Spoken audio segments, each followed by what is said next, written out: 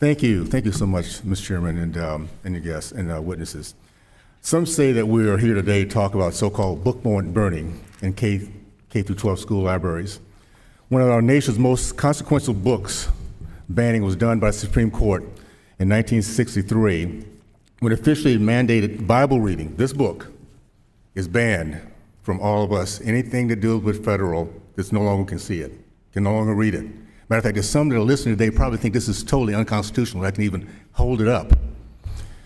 Due to the banning of this book, generations of Americans today have no knowledge of the tenets upon which this country has been founded. Tenets based on the belief that with God in time, we can truly become a more perfect union.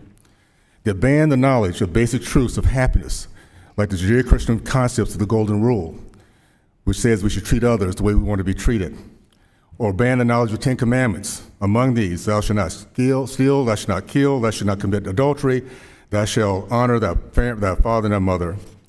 We instead find the greatest disdain for these laws wherever Democrats rule. We find the banning of parents for school board meetings. We find where Democrats rule, we find the banning of parents from knowledge of the mental state of their children. Wherever Democrats rule, we find the banning of knowledge of what other adults, strangers, are doing to sexualize our kids. Here's a sample of the books that Democrats, the National Library Association, demand that we do not ban. Genderqueer features pictures of oral sex performed on sex toys. This book is gay, provides a how-to guide for strangers for sex on gay sex apps. Out of the Darkness contains rape. Lucky contains rape. All Boys Aren't Blue contains underage incest. Lawn Boy contains a passage about 10-year-old boys performing oral sex on each other. These books are available to school-age children, and there's no shame from those who say this is not right. I am very proud of the engagement of the parents who now recognize the rot and the filth that's being pushed on our innocence, our vulnerable children. There's a reason why the two words, too young, are never spoken by those who have no respect for parents, their children, or the family unit defined by God to raise and protect them.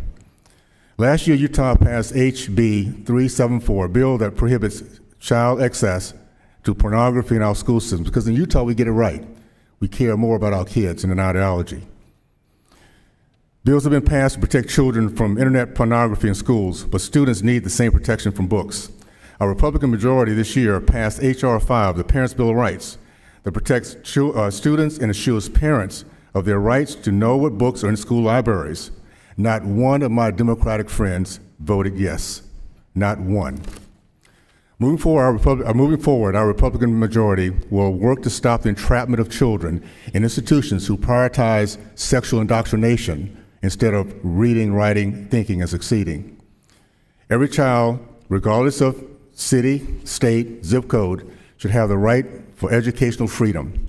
As we release the power of the free market and meritocracy, parents will have the civil rights to access a quality education for their child. Ms. Smith, one of the things you mentioned, that library books don't stay in the library on the shelves, that they can be used directly for school curriculum. Is this correct?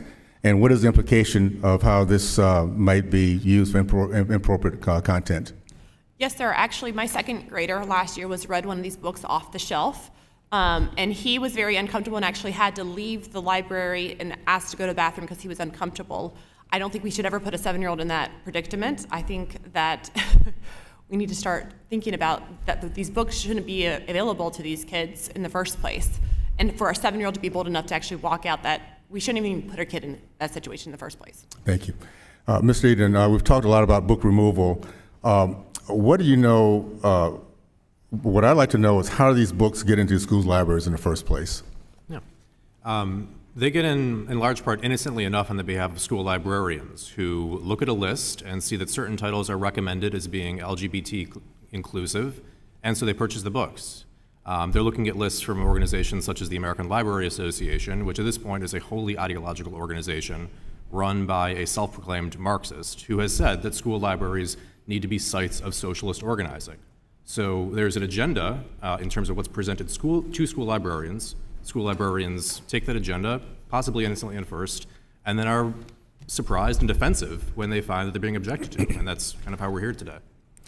Thank you. I'm running out of time. I'll just say, Dr. Friedman, that you've made the strongest case I can think of why we need to have educational choice, freedom. Because there are people like yourself who will look at facts and studies and try to convince all of us that parents don't know better what's for their own children. This is a fundamental concept in our country. Parents have the rights to make sure their kids are educated, not the way other people want, particularly when it comes to sexual content, but the way we want. Thank you, and I yield back. Thank you, Mr. O.